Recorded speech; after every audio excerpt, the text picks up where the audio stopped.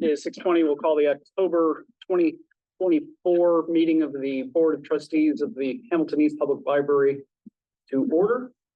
First order of business is pledge. Please join us. Pledge allegiance to the flag of the United States of America, to the republic that stands indivisible, liberty and justice.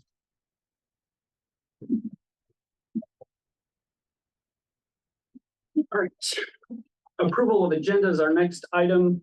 Before I ask for a motion on that, I do have two things to note. One is late this afternoon, we had an addition of the administrative request regarding fire alarm.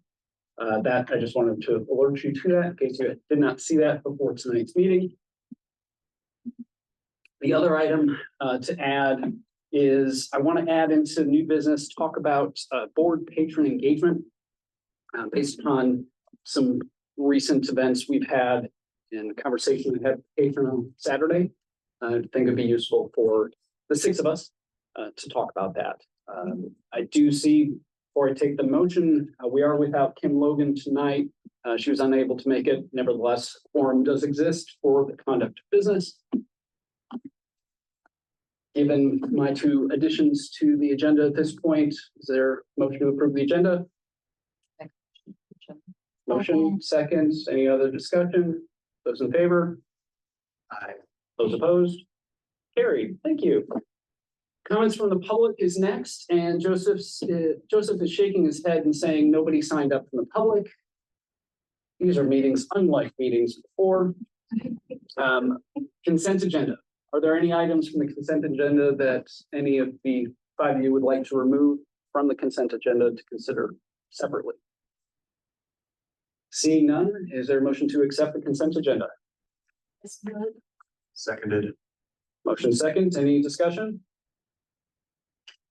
All those in favor, please signify by saying aye. Aye. Opposed? Consent agenda is approved. We're hustling right through. Next is the Indiana Legal Help Kiosk, the Indiana Bar Association. And I think we are just on time of having our tech back working. Anita and Molly coming through. Yes. And all right, you have me at Ted Lasso. It's not Mr. Church. My name is Doug Church. I'm an attorney here in Noblesville. I'm a senior partner and of Church Legal Andrew. Here, Indiana Legal Help is excited to in the course of my practice, I've had an opportunity to serve on the board of the Indiana Bar Foundation. 74 years ago, the lawyers in Indiana decided we needed to have a philanthropic arm that would make available to lawyers and others a means of making donations for charitable purposes that would serve to support and promote good civics. For those 75 years, the Bar Foundation has done a great job carrying out that mission. Among other things, you may be familiar with, We the People is sponsored by our foundation. Southeastern Fishers High School routinely do very well in the We the People competition. And if you want to have your faith in our future as a country restored, go to a We the People program. It's just outstanding. The Bar Foundation was responsible 2 years ago getting legislation adopted. Now requires civics be taught in all the schools in Indiana. Something that I think a lot of people thought was long overdue, and basically the format of that civics course that's being taught has been provided by the Bar Foundation. This evening we're here to talk about something a little different. Kiosk. This has been before the board before and was rejected. We did not show up in numbers to give a better explanation of why we should approve it. So tonight, Mike Thomas is here from Bar Foundation. Judge Drew Block is here from the Hamilton Circuit Court. We kept the hundreds of others who wanted to attend the meeting, but just didn't need all those people in the room. But Mike will explain the project. Thank you. Evening, everyone. Thanks, Doug. So as Doug said, my name is Mike Commons. I'm here from the Indiana Bar Foundation. I'm the Indiana Legal Health Manager and sort of the other, if you will, of the Bar Foundation, staff being the civic education that Doug mentioned, is the civil legal assistance. Not to sort of bore you with the intricacies, but we provide grant funding and funding to civil legal assistance organizations around the state of Indiana. So organizations like Indiana Legal Services, Pro Bono Indiana, like, and in addition to that, we also provide a website, indianalegalhelp.org, that seeks to provide legal information, legal resources, and to help direct the public to those civil legal aid organizations so that they can get attorney representation, legal representation, rather than having to go alone. One mechanism that we have over the past couple of years rolled out, was to referenced to get those resources into the communities is we have manufactured and installed 150 Indiana Legal Help kiosks around the state with at least one in every county. There are currently 2 in Hamilton County, one in the courthouse, and then one in Westfield, Washington Public Library. And so we're seeking to install a third in Hamilton County in the sort of southeastern quadrant in Fishers, at the Fishers Public Library. And if we have a video to play, I know we have the audio, which is useful. But if we get the video, then we might have that. But it's a short 2.5 minute video or audio track that can explain essentially what the kiosks are able to do. Introduce you to our legal aid kiosks, your gateway to free, easy to use legal resources, all at the tap of your finger. You might have already spotted our desktop or freestanding kiosks in local courthouses or public libraries. Now, with at least one kiosk in every county in Indiana, all the resources you need for your legal problems are closer than you think. Just like on the indianalegalhelp.org website, the kiosk offers a range of legal topics, including rent and eviction, family and safety, and driving and criminal expungement. In minutes, you can find ways to connect with local lawyers and clinics, locate organizations that focus on specific legal issues, find and print self-help court forms, and even get information from a legal navigator, all at no cost to you or your family. Using the kiosk is simple. Just tap the screen to get started. You can use the touch screen, mouse, and arrow keys to move around the screen. You can even plug in headphones to use the screen reader to hear audio instructions. Searching for help with rent, eviction, or other legal matters? Click on Get Legal Help and filter by zip code, county, and the legal issue that you need help with. You will see a list of organizations and upcoming events where you can speak with a lawyer in person or virtually. Have a legal question? On weekdays, you can call, email, text, or chat directly with a legal navigator for help. If you need to complete a court form, find legal topics and select the legal issue you are facing to choose from available forms. If the form is right for you, you can fill it out and print it on the spot. It's that easy. If you're using a freestanding kiosk, remember to grab your forms as soon as they print. Once you're done, exit the kiosk and all your information will be safely erased. We're always updating our resources, so be sure to visit often for new ways we can help you. Ready to get started? Tap into free legal resources at your closest Indiana Legal Help kiosk today and find the answers and support you deserve. I'm sure you all have the same visions in your head as what the video can show. But I'm happy to answer any questions you've got about physical kiosks, about how our relationship as Bar Foundation and you as the potential host, how that would work, and anything else really regarding it. I had a question when you mentioned the video mentioned printing forms. Yes. So that sounds ultra convenient to our patrons. Question about how that's maintained. What's our skin in the game with that in terms of toner, paper? I'm sure that is included, or how does that work?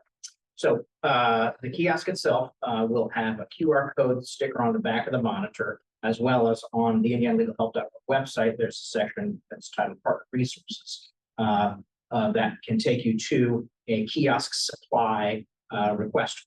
So anytime you notice that if it looks like toner's starting to run low or your paper is getting thin, click on that kiosk supply request form, indicate if you need toner, ink, or if it's just paper, hit submit, and it will come in and automatically it will generate a supply purchase on our part to purchase toner or ink and or paper, and it gets mailed out, sent out, shipped out to your location. It'll arrive, and then you'll have it. Wonderful. About 2 weeks is what it takes about to get there. So that's what I'm saying. Keep an eye on it. Don't let it run out. It'll be out. Right. Is that what it looks like? That's what the freestanding kiosk looks like. And then I'm not sure if there's a picture of the desktop version on the same flyer, but the library's got the desktop. Okay. So that one. Correct. That's exactly right. On the back of that monitor stand is to access these supply requests. Thank you. Any other questions? I believe I know the answer to this, Mike, but the forms that it talks about are those forms that are approved by the Coalition for Court Access that the Supreme Court effective January 1st is giving mandatory, you shall file and accept those by the clerks. That's right. So the Indiana Legal Help as an entity or as a website actually started was created by the Coalition for Court Access back in 2018. And one of our edicts was to provide free self-help forms on our website. The Supreme Court had been maintaining those for years and years, and they decided there was a better way. And so that's where we started in 2018 as IndianaLegalHelp.org. Those forms on there, every form that we have on our website has been reviewed and approved by the Coalition for Court Access, which is made up of lawyers and judges and other subject matter experts. So they're the ones that are telling us, yes, that says what it's supposed to say, that does what it's supposed to do. And yes, as you mentioned, the Supreme Court just last week an updated rule that indicates that the forms that come from our site that have been approved are now mandatorily accepted by all clerks in the entire state. So that's a very important, I think, change and supportive of not only our forms, but also truly supportive of the self-represented litigants who are going to be spending time and effort to make those forms and take them to the court ready to be filing them, and with confidence the clerk is going to accept it. So.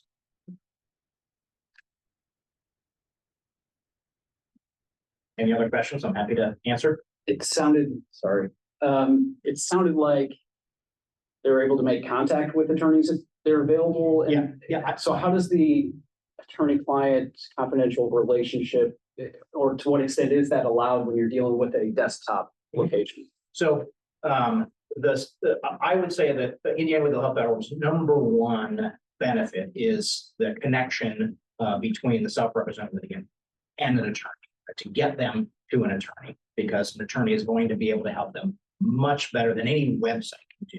No matter how good we make it, the lawyer is going to be able to provide them the best possible resolution or solution. So what that process does is it gets them to the contact information with the application to apply for those services from the civil legal aid organizations. That communication happens after they've received the information and perhaps applied. Then they're going to have a separate communication with the civil legal aid organizations, either to their email or through their text message or phone or whatever. That's going to take place off of the kiosk. And so that relationship happens outside of the Indiana Legal Help environment. The existing kiosks, how often are those being used? It's a great question, Greg. And I don't have the data with me today, but I can get the data and share that with you. But I was going to say the judge is in the courthouse, and he can certainly. It's right outside my door. Oh yeah, no, I've seen it in there. Yeah. It's used multiple times a day. Yeah. Is there a good spot for it in Fishers, Melissa? Do you have a vision of where that could live? I am being told yes. We do have a spot for it Okay, good. Okay, great. When this came back up, and this isn't necessarily for Mike, but for the. Why did we disapprove it? Do you remember this conversation? I thought liability was an issue, but I don't remember the theory of why liability was a concern. I think there was a couple of things. I think we had a copy of the agreement that has one directional language in terms of it's in our location. The bar foundation will take, we're pretty much absolving them. The bar foundation That's from what any damage or whatever for its use. So we're saying, okay, well then why are we responsible? We didn't create the machine. We didn't put it there. But is it too simplistic for me to suggest that your kiosk, especially the desktop version, is as though a computer like what we provide to our patrons who walk in the door and sit down at one of our computers here, that it is just dedicated to IndianaLegalHelp.org, and that's all you see? Yeah, I don't think that's too simplistic to sort of characterize. It certainly is an environment in the sense that, like, unlike the terminals, you can't get out of Indiana. You can't get out of IndianaLegalHelp.org any specific websites we're linking to. You can't go check your email. You can't go shopping at Amazon.com. And so that makes it somewhat different than the terminal. We're going to provide all the supplies for the ink, the toner, and the paper, which will be different from your terminals or your printers. It has blind and low vision accessibility functions, Braille, the screen reader function that immediately kicks on as soon as you plug in a headset. So those are, again, some mechanical accessibility functions that are unique, obviously, to the kiosk that a terminal may not necessarily. And was the kiosk we considered previously, and maybe Molly, our staff here remembers, was that a different type of, it was for jobs or housing? So Or was it?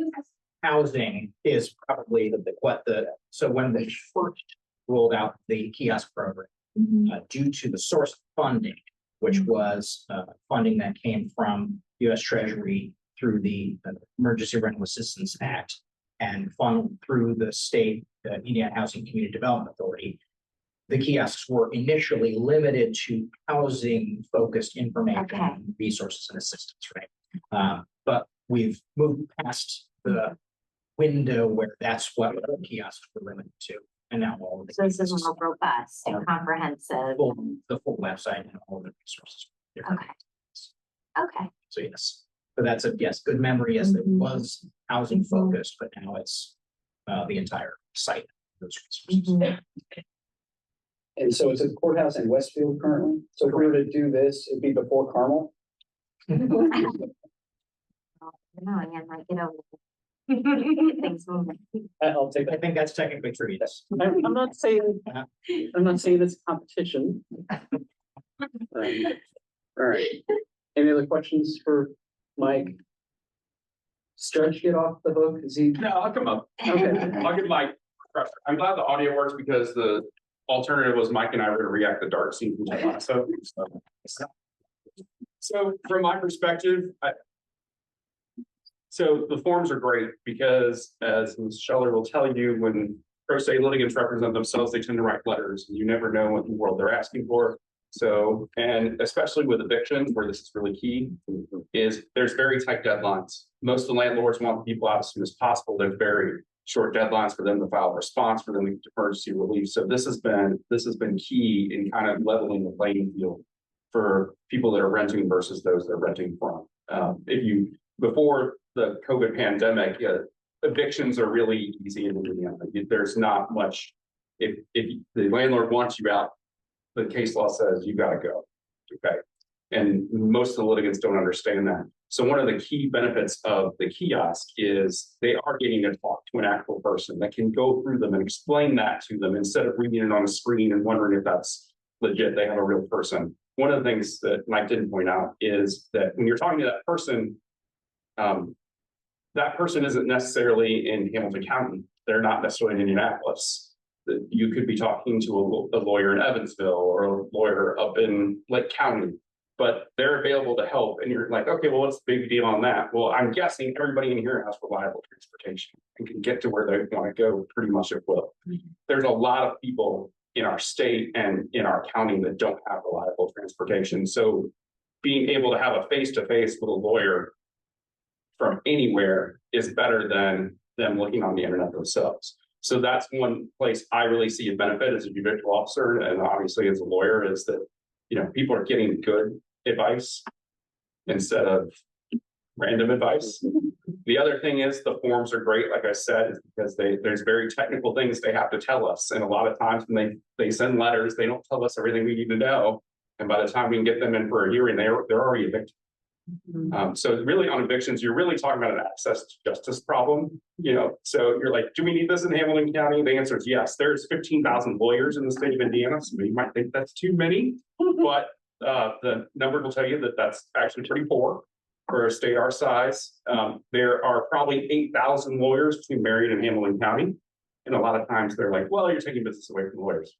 No, you're not. Most lawyers aren't representing people in landlord tenant things.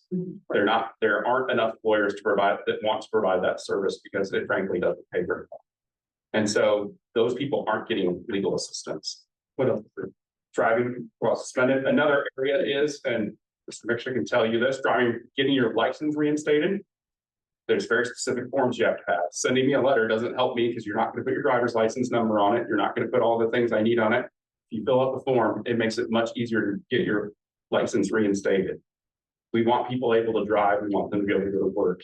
And if they can talk to a lawyer for a few minutes on the kiosk and fill the form out correctly, their chances of getting their license reinstated in the first go goes up exponentially.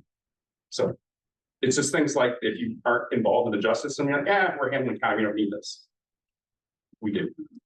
I would love to, I told Mike tonight, I would love to have one in each city. I would love to have one in Arcadia, Atlanta, Noblesville, Fishers. Sheridan. Sheridan, thank you. I live right there. You know, these are because people in those communities, even if they can't drive to Noblesville, even they may not have the access. So do we need to motion it or? Where are we at? I mean, really, this is allowing them to do so because there's not a. And I would outlay say for us. technically that maybe wouldn't normally bring this to the board. It would be just generally a library decision, but because it had come to the board before and it was, we wanted to make sure that Right, I don't think we gave it a fair shake last time. I remember this conversation and that night, and I was disappointed we didn't. So I'm delighted it's back. Are you interested in making a motion? Well, do we need to? I don't know. I think it would help for I think for record. there's no Why not? I will make a motion to proceed with installation of a Indiana legal help kiosk at the Fishers location.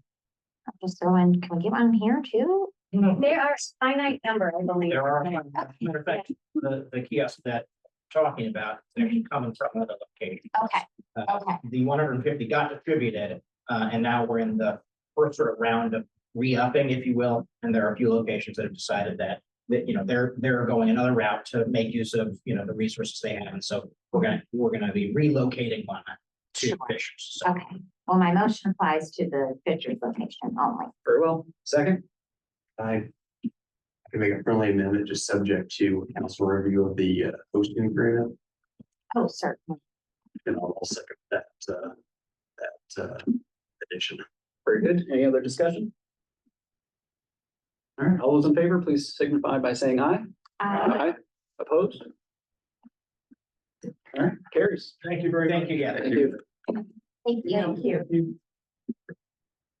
Greg and I had an opportunity to ask questions of Judge and let it go. We let it go. But no, but honestly, there's an attorney shortage across the state.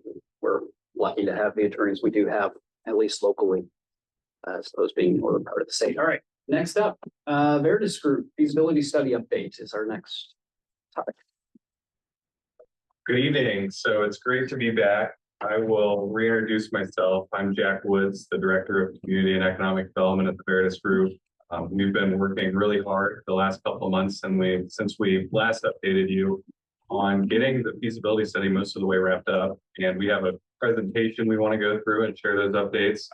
The beginning of the presentation is some recap information, and I don't want to spend too much time on that. Now, there's a couple updates there based on feedback you gave us at our last meeting that we have incorporated, but really want to focus on the results of our community-wide survey, which I think we got great response on, almost 5,000 responses.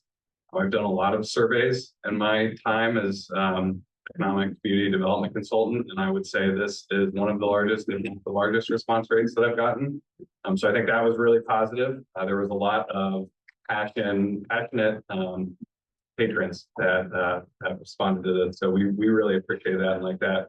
I'll have Cody go through that. He's an analyst on my team, also a Noblesville resident and member of the library. So he's super passionate about this project.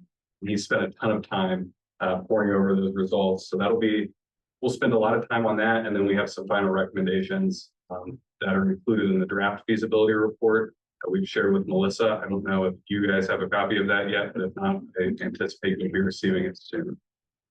So that is not my second page. Maybe Just hit the down. Yeah, down there. It'll sit down. It should pop up. Oh, just, I think you say intro. That would- Sorry about that.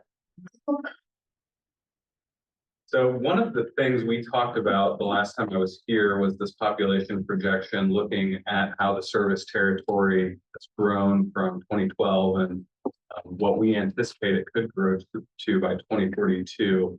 I think we got the comment last time to incorporate some of the data that we're seeing in Fishers. We know that they're getting a little bit more built out there. I do think there's an opportunity for them to build up, but some of the buildable lots are, there's not as many as there were, right? So we took a look at the Fishers comp plan, incorporated their growth projections into our model, and that curved our number a little bit. I think we were getting closer to 250,000 people in the service area. By 2042, we're down closer to about 220,000. So reduce that estimation by about 30,000 people, but it's still a pretty significant number. And if we jump ahead, it didn't have a huge effect on this either, but we take a look at the number of households. Again, pretty significant in terms of growth, which is positive from a service provision standpoint and needs standpoint, I should say. And then if we look at that blue bar on the top there, that's average household size also is increasing. So would point to more families with children moving into the service territory, which I think informs, again, what some of our services could be and who are the people that are going to be visiting our current branches and potential branches in the future. We jump forward. You've seen most of these maps. Again, they've slightly shifted just with our new population projection. Oh my goodness. That was a big jump. Yeah, so this is kind of where clustered today. The darker the green, the census tract, the more people that live there. As we look moving forward to the next slide, 2042, we're projecting most of the growth in the service territory again to occur in the southeast or eastern portion of our region.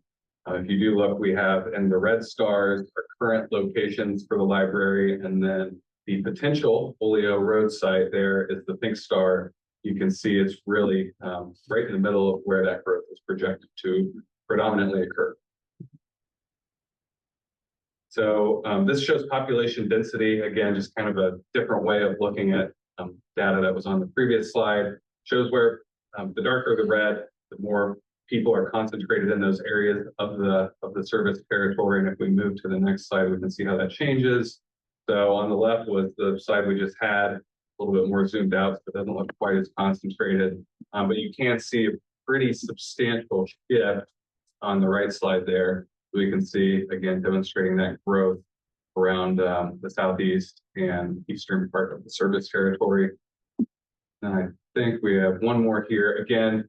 So that was kind of how patterns population density is concentrated. This is strictly looking at change. So really density of where that change is going to happen. And again, really concentrated in that southeast eastern portion. So I think when we think about this potential new location and the Oleo Road site, it's right there where a lot of the growth in the service territory is projected to happen. I think from that standpoint, it's an advantageous location. So I'm going to turn it over to Cody here, and we'll spend some time talking about what we heard from the survey and how that informs maybe some of the services that people are looking for at a new location. But I think there was also some findings that could inform services that you're already providing this location and location in Fisher. So Cody, do you want to provide an update? So like Jack said, we had just under 5,000 people respond. The exact number, 4,923 people. So we were able to get a large amount of people to respond to the survey. Looking at specifically people who don't currently use the library responses, there's about 300 or 400 people who don't currently use the library of those 4,000, and the majority of them said it's too far to travel to the library. Which, if you were to go back and look at those maps, the libraries are right in the middle, so people on the extreme ridges would have more of a challenge. Everything else is below about 20% of the response rate, so it really is that distance is the major feedback we got about why people don't use it. In the next slide, we asked those people who don't currently use the library if they'd be more likely to use it if it were located near Hamilton Town Center, to that Oleo Road location, and about 65% people agreed that they'd be more likely to do that, while 22% disagreed, which I think is a strong majority of those people who don't currently use it be more likely to go there. We did look through the number of people who currently use it. We didn't ask them this question, but in an open response, we looked through what their feedback of people who do currently use it, and there were 381 mentions of people who would like it to be closer to them, or more specifically in the east side of Fishers and Noblesville. There were 72 specifically talking about the east side of Fishers, and then there were 46 mentions of the west side of Noblesville. So there's a little bit of data for that side as well, but of the people who currently use it, there are a decent amount who would like to see a location Oleo Road. And then moving on to the services within the library, we asked about study rooms or open co-working space, and there's about a 50-50 split, as you can see there, that want to see a little bit of everything, more leaning towards that open space rather than the study rooms. But once again, with that response feedback, there was a decent amount of people who would like to see, whether it's a conference room or just a enclosed study room area, to be able to get away and have a quiet space. Then we asked some questions about electronic resources. So the majority of people do find them extremely useful. Typically, everyone who knows about them or uses them finds them useful to some extent. You can see there's 10% there on the left that have never used them before. And you have 2.5% who don't find them useful. So the majority of the people who use the electronic resources that you guys currently provide find them useful. Going forward with that, the app there's a similar experience with that. The people who use it find it extremely useful, but you have a much larger percentage of people who have never used it, haven't heard about it, at 34% of the respondents. That was another thing from the open response, that some people actually commented that they had never heard about the app before until taking the survey. So that would be potentially something to consider. And there were some comments about the fact that if there was a recent change to it, people didn't quite like it as much, but there were only a handful of those in there. But as you can see here, the majority of people do find the app useful, who use it. So going into the open response. There were a lot of responses to this, just about everyone did respond to it. As you can see, the biggest mention was being closer, the proximity, there's Fishers and Nobles was in there. So a lot of responses were about location and being able to get to the library in a better fashion. Something else that popped up a lot with technology and digital resources was HEPL access. And that there was a change recently about that. Earlier this week, I actually read through all of the responses to see about the proximity question, and there were a lot of people who had comments about HEPL and the change of access. Specifically that they would like more access to it and frustration with that. So if that's another big takeaway from this. And then having cafe and social area. People like the outdoor addition and would like to see some type of cafe or something like that. There were comments that Carl Play does have a coffee bar, so it's a competition or not, and maybe it is. People would like to see that. So moving forward with some of our recommendations, we had 4 key ones based off of responses to the survey and demographic data. The first, that the location at Oleo Road would be a good location. There were a lot of responses that people wanted to see that. I think looking at then services within it, people like the makerspace, and especially at Fishers, people had a lot of comments about the fact they had to go to Fishers rather than Noblesville to be able to use that. So it gets use. Then second, the coffee shop or cafe, whatever social area, there were quite a few people who would like to see something like that. It got a lot of responses. There was another survey question. I didn't include all the survey questions on here. They're all in the report. They're all in the appendix with the responses. Potential future services was one of the questions, and cafe, coffee shop got a lot of acceptance to that. Then the third would be comfortable spaces. Just a variety of comments on that. It kind of ties into that coffee shop, into an outdoor space when it is designed to make sure that it's comfortable for a variety of purposes, whether it's reading or coming in to work, something to keep in mind. And then outdoor space. That was another thing that people felt very passionate about. And there were some people who were disappointed with the Fishers Library that they lost some of the green space and some of the renovation to look out over. So it's something to keep in mind in the future of being able to have places to look out, especially with the nature of that. So the next couple of slides are a little bit more of a breakdown. So location, this is the current 15-minute drive time for the 2 libraries. So as you can see, the southeast corner isn't quite covered, and then the very top northwest corner isn't currently covered. And then the next slide adds the potential Oleo Road location, and it covers that southeast portion with a 15-minute drive time. So looking at coverage of the service territory, adding that as a location would allow just about everyone to be within a 15-minute drive of any branch. So then moving on, once again, coffee shop, there are quite a few different examples, Carmen Clay being one.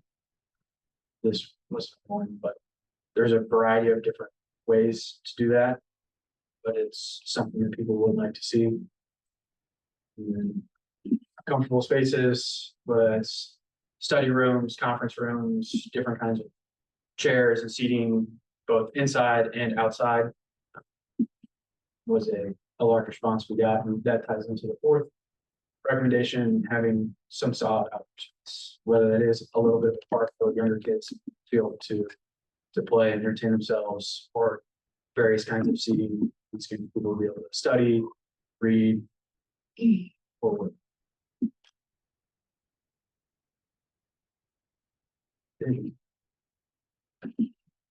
Next steps.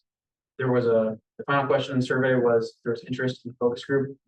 1,011 people respond. some of those people did say no, that's an optional question. So probably a little bit less than 1,000 people are interested in being in a focus group for the library. So that's something going forward. We can figure out how to incorporate, maybe not quite 1,000, but 20. So I think that's it from the presentation standpoint, and we'd be happy to answer any questions or comments that you have. Questions for Jeff, Cody? The only question I have on the recommendations, the comfortable space, coffee shop sort of things, were those free text answers that you were reading through and categorizing, or did you like, how do you feel about? I hadn't seen the questions, or if I did, So it was both. maybe I did. I don't remember. I don't remember. I slept since then. There was a question in the survey about how they'll find it real quick. My vote happened. There's a To read it listing all. of things, wasn't it? Where we narrowed it down to like a list of amenities. I think, yes, there's a bunch of several options and then I think other, and then you can. write Okay. it. All right. But I believe coffee shop was one. Yeah, are there other services you would like the library to provide? 2,648 people said coffee shop, which is 59% of respondents. Wow. Okay. Gotcha. 2,000 people said makerspace, 3D printer, sewing machine, that's another 46. So all this is in that full report. We just didn't put it in. Okay. It's pretty presentation, but No, that's more I appreciate it. Two questions I always get is when's the construction gonna be over and why don't you have a coffee shop? the construction was also. So next steps is focus group. What's that timeline? What's involved from Veritas and the library? Yeah, so I think usually it'd be pretty straightforward because it's hard to get people to want to engage on some of these community planning topics. But because we had 1,000 roughly people that are interested in participating in a focus group, we're going to have to come up with some methodology to decide how we select who we reach out to. Cody had some ideas when we were kicking it around, like we may look at each of the census tracts or neighborhoods and try to get a handful of people to represent those locations and invite them. And then we can go down the list should people not want to come. So, you know, in the next month or so, I think that should be feasible to accomplish. But Melissa will want to work with you and coordinate on those logistics. And I think really from our kind of focus, or sorry, feasibility study scope of work, that would wrap us up once we get through the focus groups. I do really want your feedback on the reports. Once you've had a chance to read the draft, please let us know what feedback you have and we can make those edits. But between editing that and then doing our focus groups, that's really Cody and my team's piece of it. And then Matt over here, I know you're working on some stuff on the OR side, so maybe that's worth giving an update on kind of where we roll into once our team is stepping out. Yeah, so I think the next step on that piece, obviously, we would look to want to engage and sit down meeting with the financial council and see what the timeline is on finances and stuff. We wouldn't want to get too far ahead of ourselves. We've got some time and basically we don't want to sit down and bring people on board too early, basically, and not make it worth it. To the point where you come and you make some decisions and we price things out and that price is only good for a year or two. And, you know, if we're 3, 4 down the road, those numbers don't work anymore. So it's kind of a sit down and go through the finances timeline and make sure that kind of start lining some things out. There's some things that would make sense. Obviously, the site that we have 10 acres, so it's a large site. So some of the things we've done and we can look at is possibly bringing on some design piece for it of just bubble diagram, massing, looking at parking spaces and what parking size that's going to look like. So then we can truly figure out how big of a footprint would sit on that site and how much is possibly left over for collaborating with another entity within the community, basically. So that's kind of what we would be looking at here in the near future.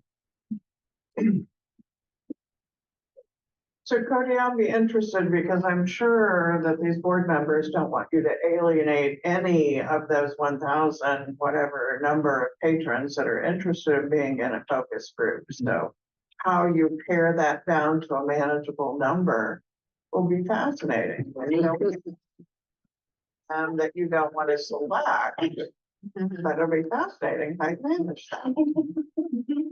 She moderate. Yeah, so that's what we said. We think it'll kind of be a lottery type system where it's completely randomized, so we're not picking favorites. It's just random based on, and they've provided their zip codes, so I think we do want to have a balance of the service territory, right? We don't want everybody to be just from the southeast part or the northwest part. But I do think some type of lottery system where it's randomly drawn people representing those areas is the best practice. But if there's other feedback from the board or legal counsel, we would be open to that too. Please. Bill's vote is for a golden ticket that goes out in live. Patrons come in, check out a book, and there's. It's a fast young man. He was an excellent track athlete. Maybe some sport competition, maybe.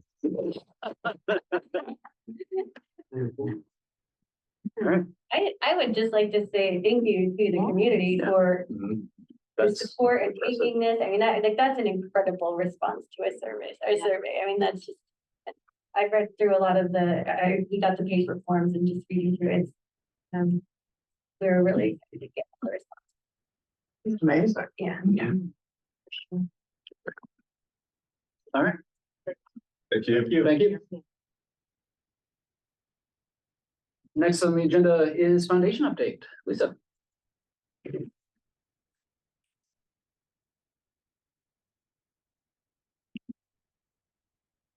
just have a few quick things to update you on. I have continued to be meeting with potential board members. I expect that I have a meeting in another about 10 days or so. But potentially could be my last board meeting member that will allow us to actually have a meeting and approve documents, etc. So we're getting close to that. Hopefully that will happen in November. I did an overview of the foundation at the staff day we had earlier in this month. And that went very well. And I had a few staff members that came and asked questions and wanted to clarify how things would operate. So I was glad to have opened the door for them to be able to come and have those conversations. Started working on a fundraising plan for 2025, which we'll then work with the board on. We are in the final stages of selecting a logo and a tagline for the foundation. And we've started talking about what the website landing page looks like once we are able to get a donate here button. So those are kind of the updates on where we are moving forward. Any questions? I have one. Yes. I know you had wanted, we talked about this one, but with Giving Tuesday, you were hopeful you might have things up and running to accept donations. We Not have not quite. Giving Tuesday, but I've been doing some thinking about that because I've worked with a couple other organizations on, and what Kelsey and I started talking about is doing a giving day that's just a library giving day, possibly with a library week in next April, where we would. And I've talked with other organizations who've done this, and doing one on your own support Giving Tuesday can be more successful. It's also one of the best ways for you to identify new donors, and particularly because I'm not coming at this with an existing list of donors, and I can't use the patrons from the library. That's just not a list that I should have access to do fundraising. So I need to get out there. So what I'm planning on doing is working with staff and then with some of the people I've talked to and with the new board members, putting together a social media team that really can help us last that one giving day. So we'll do a special day on our own sometime in the first half of next year. Okay. Love that. Thanks. Any other questions? All right. Thank you. Thank you, Lisa. All right, next item is flooring update, Noblesville. Okay, so we have, if you look out here, we have terrazzo floors. I didn't know those were called terrazzo, but that is the stone that we have out here. And so we have been working with a company that specializes in care and maintenance of those floors. And so there is a process that we, to do those floors, it's like a one-time thing. So that's what this price is. It looks very large, but it's like a one-time process that happens on the floor. And then it just makes the maintenance easier going forward. And so then from then on, we will have just a much smaller annual maintenance fee for these. So this will just, and this is a company that does a lot of hospitals in the area. They are, they're a group that really loves terrazzo. And so they can tell you a whole lot about it. And if you have more specific questions about the process, I'm happy to connect you with them because I am not an expert on explaining exactly what they're doing, but we are just asking that you approve. My approval limit is 25,000. So we're asking that so that we can do this process here. Any questions or motion? I'll make a motion to approve the terrazzo work. All right, Craig Second. moved second. Any discussion on the motion? Not hearing any. All those in favor, please signify by saying aye. Aye. Opposed? Motion carries. Go forth and get it as cheaply and as well done as possible. He's actually very good and very interested in always coming in under where he said he would, like he'll give me an estimate. He's very cost. Very good. Next on the agenda is the item that was added earlier today, the AER for the fire alarm electrical side. Yes, so this is work that we need to do. When the fire marshal came through, and Kevin is here, he can answer more questions about this. But when the fire marshal came through, there were some things that they identified that we needed to do to get our permanent occupancy. And so this to the fire alarms. And so this would be the electrical work that is needed for that process. And so we did put it out for bid, and this was we did have a couple bids that came in, and this is the one that LWC has recommended we move forward with. It was the lower. It is the lower, but we do have there are other organizations that we're familiar with that. It's because of the construction we have to do this. I think it's just, it was never, it's maybe, it was when, and Kevin can clarify this, but based on the old code, it was fine, but with newer regulations, it's work we need to do to bring it up to, would you say that's accurate? Yeah, it was always planned that it just came sooner than fire. So, and that was the number that came in at estimated. Plan. We can plan for a future. And this isn't going to be general fund, it's library improvement reserve fund, right? Correct. And the only reason for that is Mike Reuter has recommended that we spend out of that to bring that down. All right. Any other discussion or motion? I move we approve the cost of the fire alarm, so we're up to code. Second. Any other discussion? All those in favor signify by saying aye. Aye. Opposed? Carries. That is approved. And renovation projects update, Kevin, you're up next. Well, the good news is an answer to the two items you brought up, schedule, we're so close. So I had 4 updates. One was the fire alarm. I'm gonna work backwards. The timing, everything other than the fire alarm stuff is planned to be done by Thanksgiving, all the end of next month. So everything that's on here kind of has that date that roughly will be closed out. The other item that we had an update on for the Fishers, we didn't receive just yesterday the closeout documentation from our alternative. So between that and the final pay application, we're still waiting on that final revision for that would close out, other than the punch list items that we're still working through, that pretty well close that project out at Fishers. The only other item that we just got the updated pricing on was the tree. So I don't know if that was shared with the group, but in addition to the tree, there were some changes to the space around the tree, I guess I would say, based off of the tree design that was presented by the artist. Of roughly $40,000, it's $39,929. So that's some ceiling changes, some lighting changes, some boarding changes required by that tree, design that's come up with. So I guess I'm just presenting that as information that, again, I know is going to exceed the $25,000 limitation. So that's an item that I don't know when discussion needs to happen to that in terms of moving forward. But given that installation was happening November 1 to November 9, it's going to come up pretty quickly on us as to needing direction, what to do with that. So And that's not considered part of the scope of the project. that's not part of her tree. That is all that other stuff that we've been talking about around the tree. Do we have the I don't know if we have like just do I have documents I can give them to approve? Yes, and that was that change that, and it may have even just literally been today. It was either yesterday or today that we got that for Ferguson. I'm guessing it's today because we had our meeting. Okay.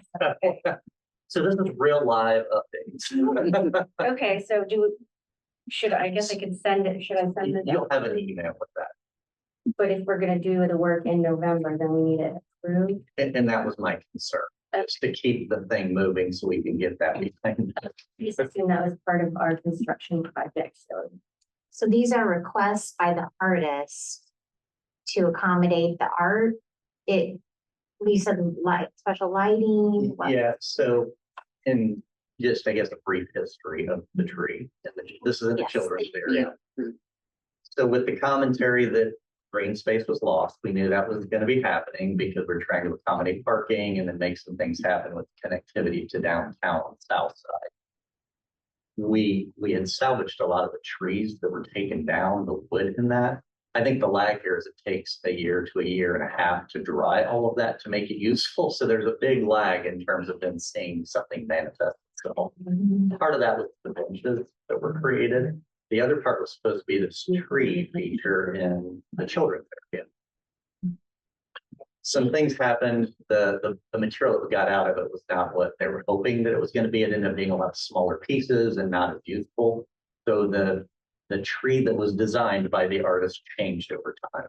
And I think with that final iteration that they came up with, there's going to be less wood, but then it was going to start to interfere more with the lighting. So a lot of this is adapting to the final tree that was designed to go into that space. So it was just a reaction to how do we make the tree that was come up with as a design work better in that space to make sure we've got lighting that's at code levels, things like that. This has kind of been a point of friction a little bit because the tree design changed significantly from what we had thought it was going to be conceptually. And again, it's kind of an odd one because it was outside of the project a little bit. And by that, I just mean this was an artist, kind of like the one that we had that was doing the tile installation, where it was just kind of a separate entity that was over here to the side. I don't remember talking about a tree. I remember the project with the tiles.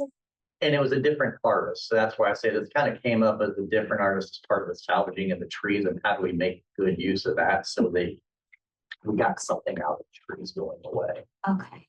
But do I understand that we're being asked to spend another $40,000 of taxpayer money because an artist couldn't design a tree within the confines of a room that already exists? I would like to. I know that sounds very callous. Yeah. Yeah. I don't like the sound of that. I don't. That's that in old Ford parlance, that's two tapped opinions. Right. Are we committed to this artist for this particular tree? Is it done? Is it? Edra signed the contract in December before she left. So she has been, I think she had, per the terms of the contract, she was able to receive all of the money for the project before he even received it. That's the contract terms. And it was under 25,000 since she did it herself? No, Or did it come through us? It's been 25,000 because what you're saying is. I believe that it did come from in front of the board at some point. I would have to go back and look for when but it was it was discussed with the board at some point. For 25,000?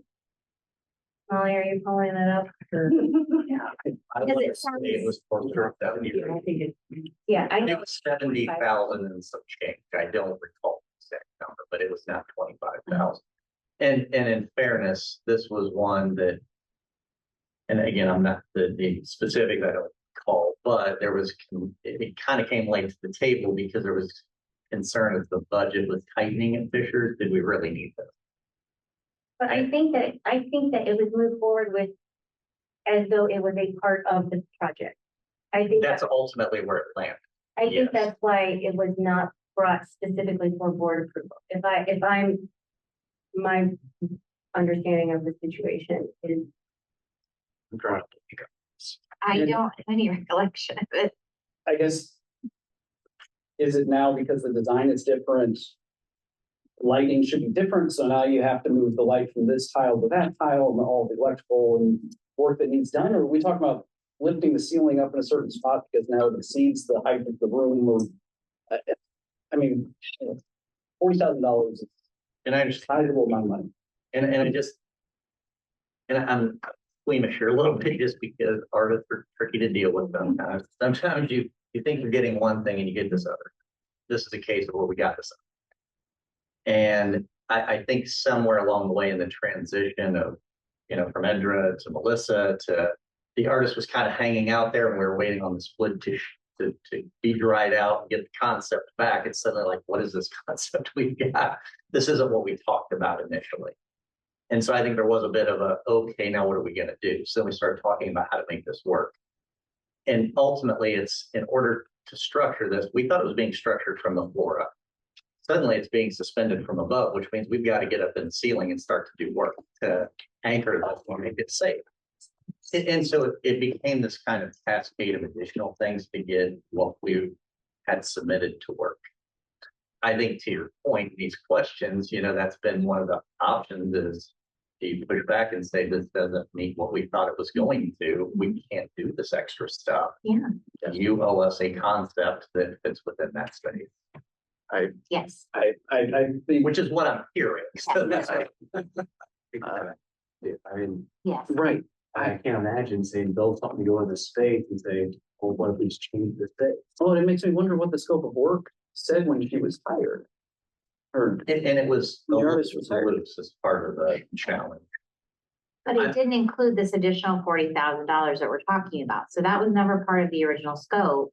So yes, I think we have two legs to stand on to say no. It was always supposed to be a self-contained structural element, that, did its own thing. And in fairness, I mean, that's been some of the conversation and heartburn on our part is, but you said it was going to include certain things and those aren't there. What happened to that? So. all right.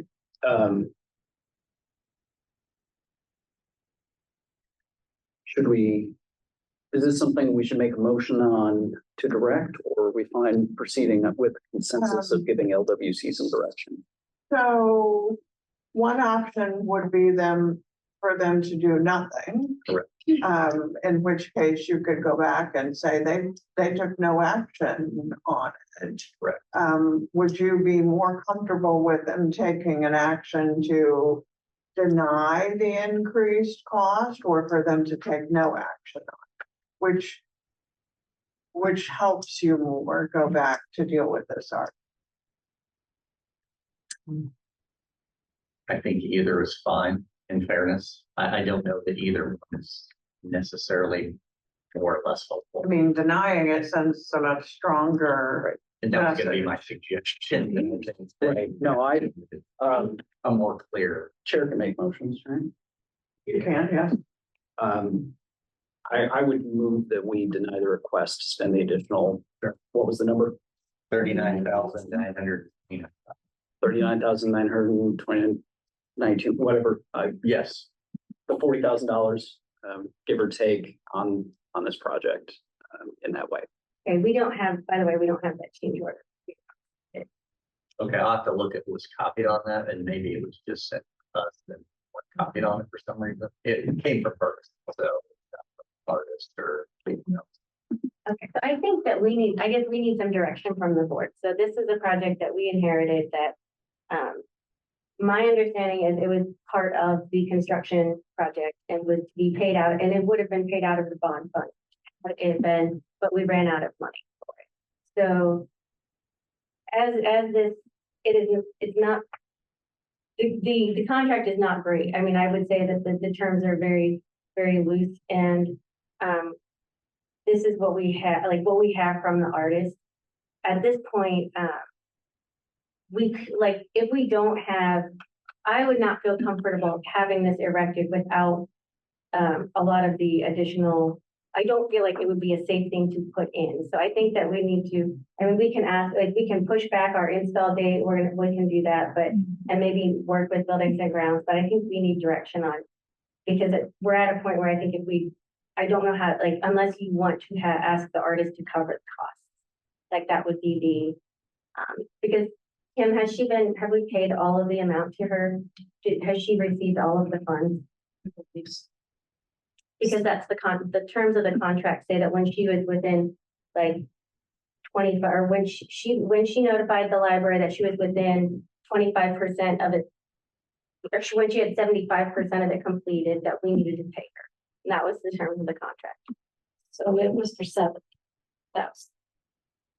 So and I believe, was Edra allowed to sign contracts under the terms of the bond without, I mean, because that was,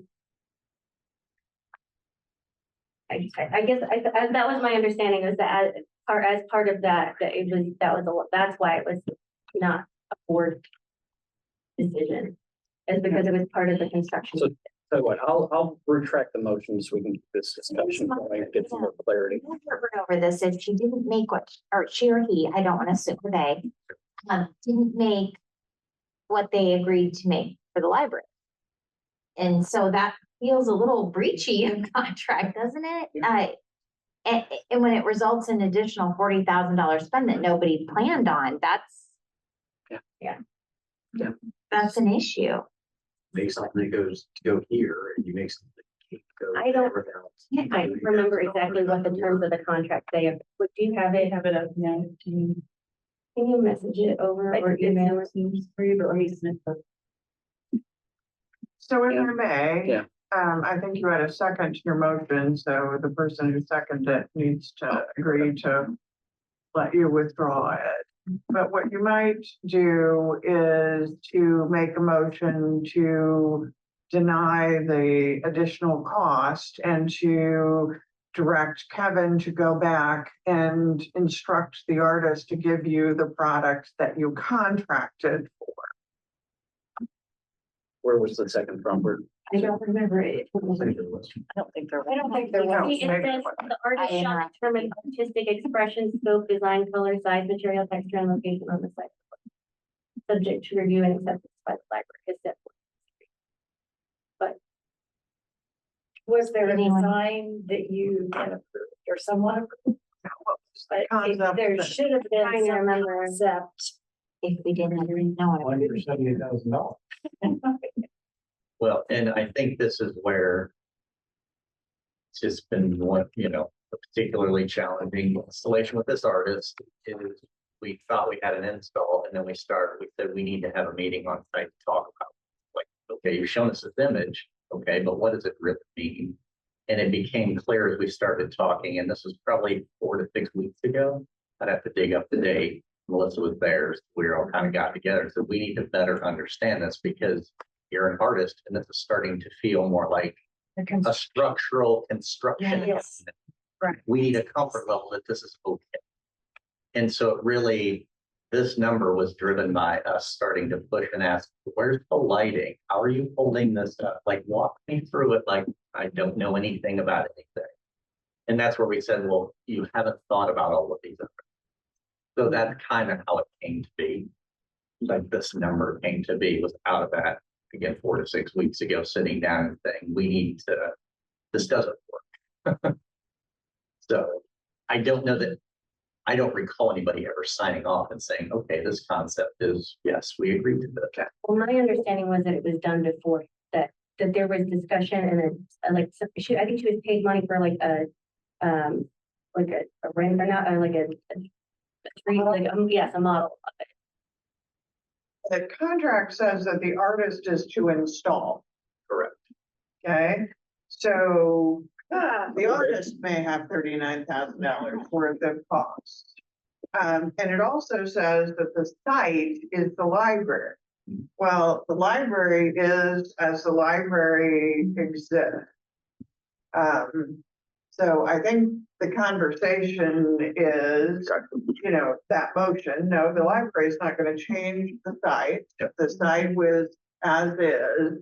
And then you could go back and talk to the artist about, are they going to spend $39,000 themselves to try and install this, or does it need to be modified so that it sits on the floor?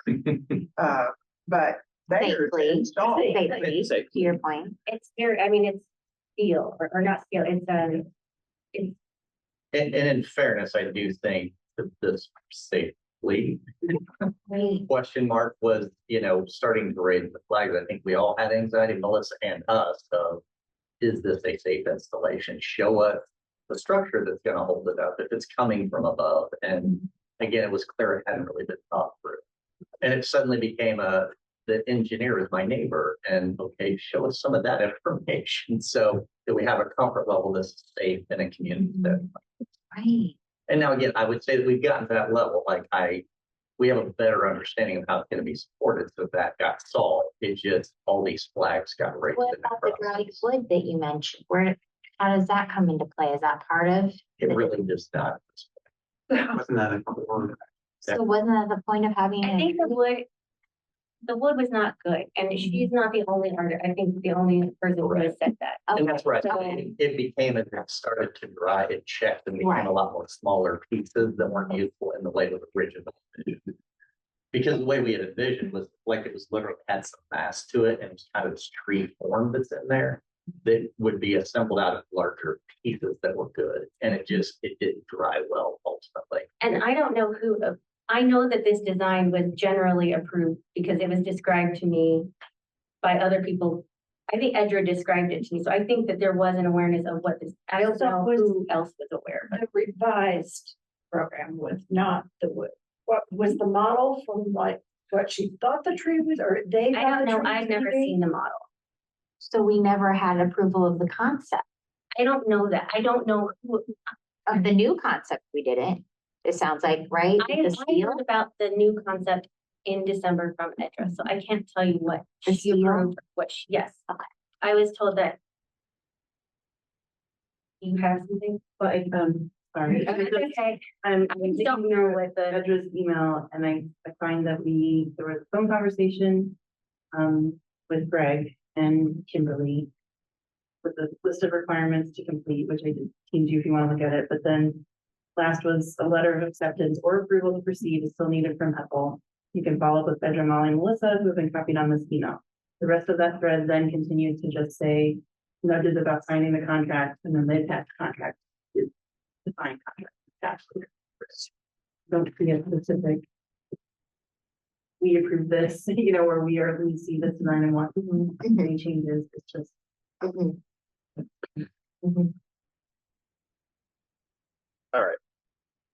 So my take is council is appropriate. But I don't know that we need to take formal action on it other than to say that seems to be the consensus of the board, that you have a contract that has certain demands to it. And we're not in a position, we're not the party that's responsible for installation. Correct. And I would, if I may, we follow up once you've had a chance to maybe look at that to see if there's anything additional. Yeah. Okay. Within the contract. Make sure. No, anybody have additional comments to share on that? And the reason I suggest that is we didn't write that contract. That actually came from the library side based off of the public art installation we've done at the time. So that I don't know the details very well right now. So, right. I think you're on point. We're asking the artist to perform the contract by installing the piece at the site. Safety, And within code, safety, all of that. And if I'm understanding Molly correctly, there was never a formal acceptance of or approval of the design. are with the renderings that are what are presented and is supposed to be installed are with the contract. And that's the part about within 75% completion, we are to have it. Okay, so that covers that piece you mentioned. So this is what we have been told is going to be installed, and these are the items that were sent forward with the contract that was signed. And that's the version that we now have to deal with. Correct. So I will read the entire contract, but the installation part jumped out at me when she had a screen. You don't have to deal with that because the artist has to install it. So, and I'll follow up with Kevin and Melissa. After I have read the whole thing.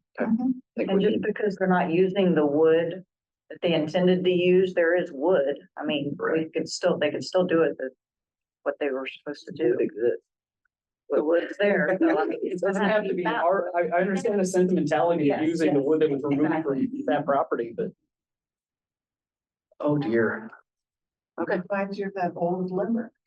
How many cords with the Mongol, or how many boards with Mongol? Board if the Mongol boards got bored. Wow. It's a Calvin and Hobbes reference. All right. Anybody else, anybody uncomfortable with that approach? I don't think then we need to take any formal action and just let this proceed as it should. Okay. All right, any other questions, Kevin? Was that the end? I think that was the end. That's your thank you. Kidding, was that the first thing? No, that was the last. Okay. Thank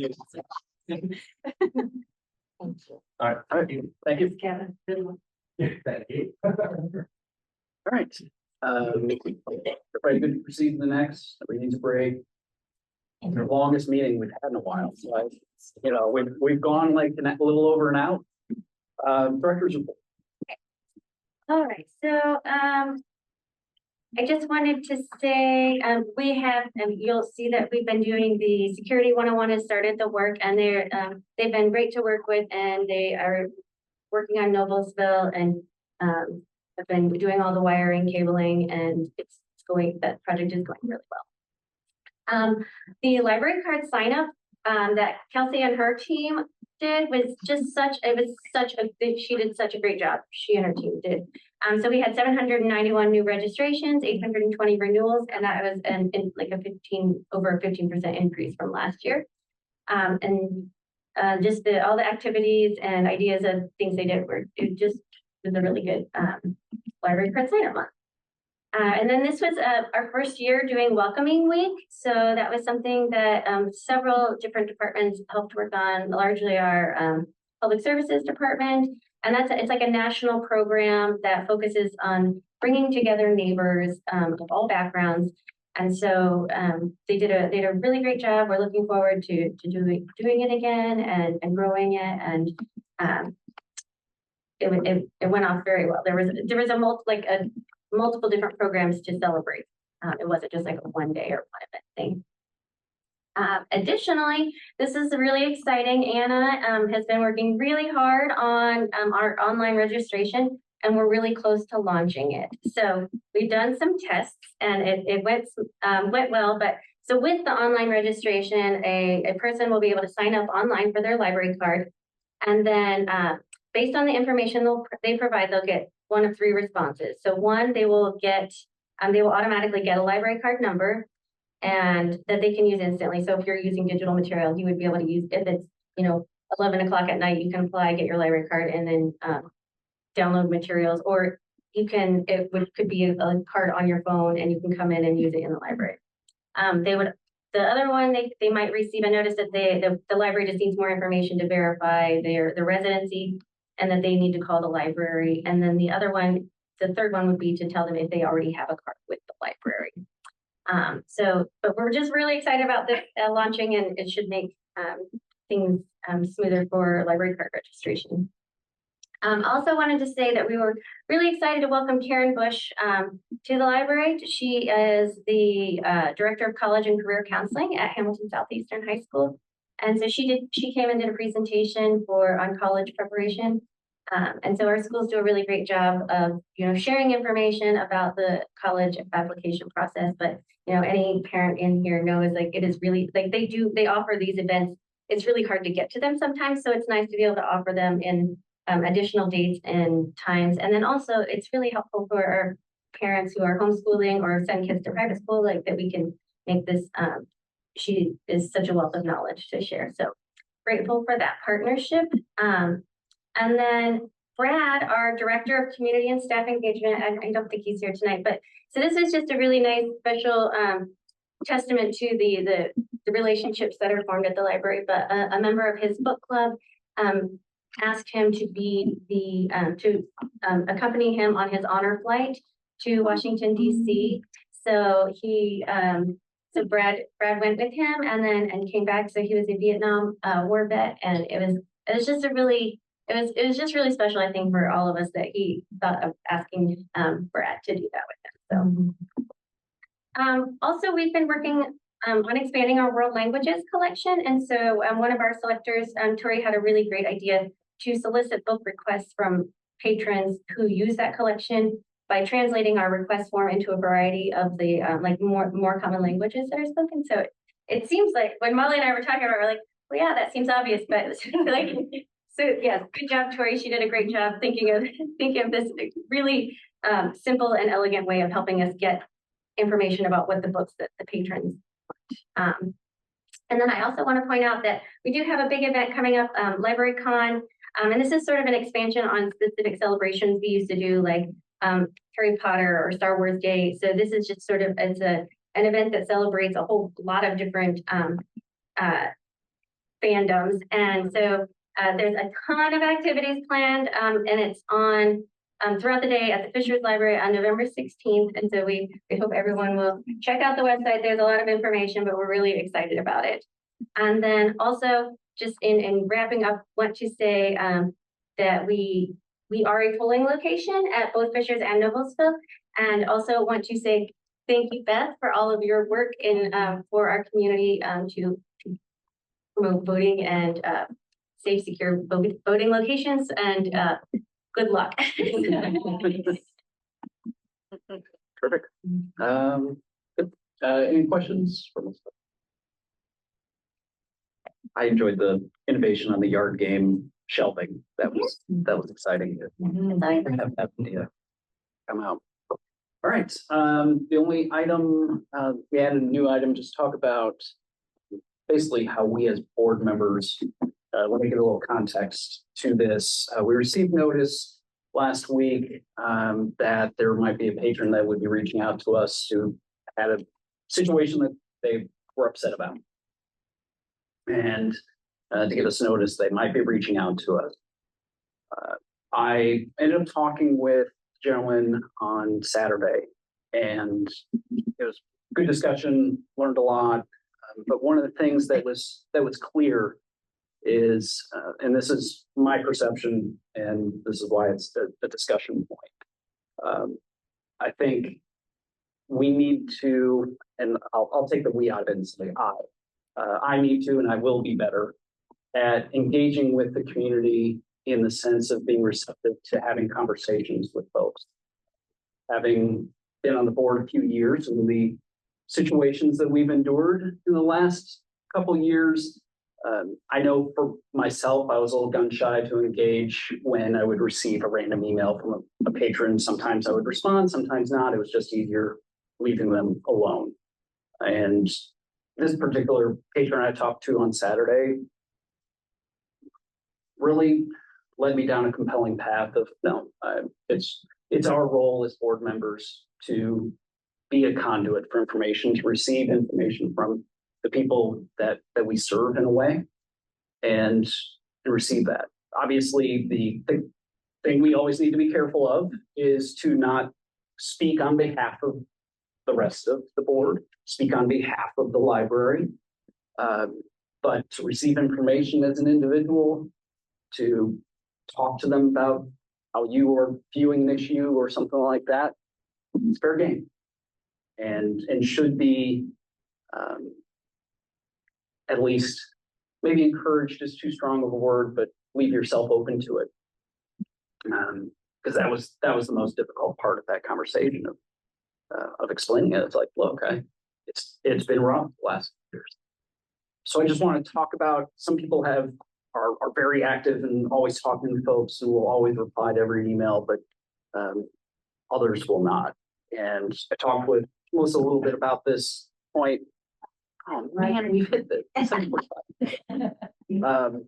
I think you're also looking for some guidance about when patrons have a complaint and say, they have the proverbial moment, I want to talk to your manager.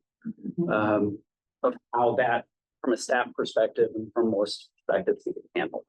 So, such are my thoughts. Discuss. What do you think?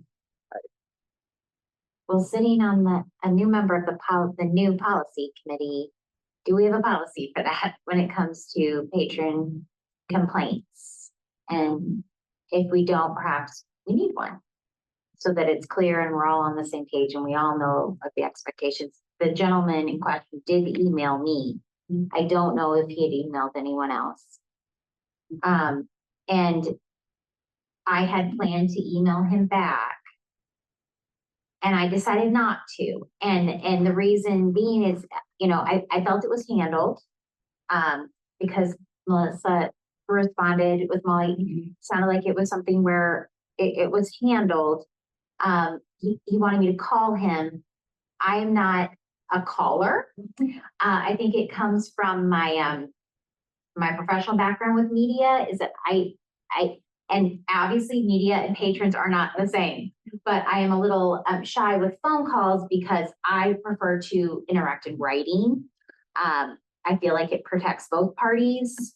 You have an archive. So I never intend to call him back, but I was going to engage him by email. And I didn't even do that. So I regret not doing that. My gut told me I should have. I don't know why I was the only one he contacted. Part of me felt like, oh, well, I'm not an officer anymore, so maybe an officer should contact him. But yeah, this is why we need a policy. There's just a lot of questions. And when it goes to multiple people, you also don't want to contradict. Right. I think maybe the important part is for people to get a response that says, yes, I hear you. Let me know what your problem is. We can discuss it in the board meeting. I think we're all a little gun shy about speaking for the board. Yes. And, speaking out of turn and making commitments to people that we have no business personally making commitments to. So yeah, if we come up with some, because I'm always hesitant, my inclination is always to immediately respond. So, I have to smack my little hands and keep off the keyboard thinking, okay, I need to think about this for a minute before I respond. So yeah, if we have some theory, because sometimes we know we've all been CC'd and sometimes they're individual emails. So I think we need to have some, yes, we need a response that says, yes, you're being heard. What do you have to say to me? And I can take it. Exactly. Or the staff or whoever, we need more communication. What is the answer? From a guidance perspective, it's not so much a policy, the policy committee, but more of to incorporate into the bylaws. If we want that sort of guidance. Is that fair take? So I suggest that you do have a policy. If I were queen for the day instead of your lawyer, I would tell you that you would designate one person that responds to all of them.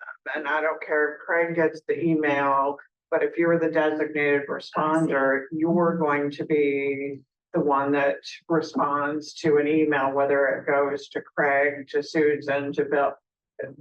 That would be my preference, because at least then we know the one voice that's going to do the speaking. And again, people need to be heard, absolutely. If you're going to talk to people and it's not going to be archived, then understand that anytime you talk to a person that you may be recorded. And that recording may be used against you later Your library council may be very frustrated about what you said, even though you weren't speaking for the whole library or even the whole board of trustees. You may be reported and that may be used against you later. So you really do need to focus on letting someone be heard and focus on that message of thank you for informing me, and we need to take it back to discuss it. Anytime that somebody gets an email, don't presume that everybody's gotten the email. It needs to go to Melissa. And then once somebody talks to a patron too, that needs to immediately go to Melissa so that she's aware that you've talked to that patron, because patrons may stop you out in the community. It's not like you're unknown in the community. Not like you're unknown in the community. Very few of you. I mean, you're all known to some degree in the community. So you can get stopped by a patron who got upset by something that happened. And so you just need to let Melissa know immediately when something happened. But my suggestion is a policy. Somebody responds, but you have a designated responder. So we have a consistent message that's going out. Mhm. And then I think of just historically, like you were referring to, wow, if one person had to respond to all the emails we got for those 2 years, that'd be like a part-time job. So I don't know if it's a prescribed paragraph that I hope we never have that level of dialogue. I love dialogue. I don't mean that, but that would be overwhelming for an individual, I feel. And that would be a time for policy change. Okay. True. Right? They're never set in Because stone. your designated responder is going to quit. Right. In all fairness, yes, you're going to have to adopt a new policy. And at that point in time, you're probably, none of you are going to want to individually respond when you've got hundreds and hundreds and hundreds. I mean, that's just a practical reality. So you're going to have a policy change. Right. But in quote unquote normal times, yes, and I would want you to have a designated responder. Should it be an officer? I know we're not building a policy now. No, I don't think it necessarily is. I mean, looking around the room in all seriousness, and you know, Kim, who's not here, I would not be uncomfortable with any one of you being the designated responder. Is that gonna be our new committee? We got a committee of one.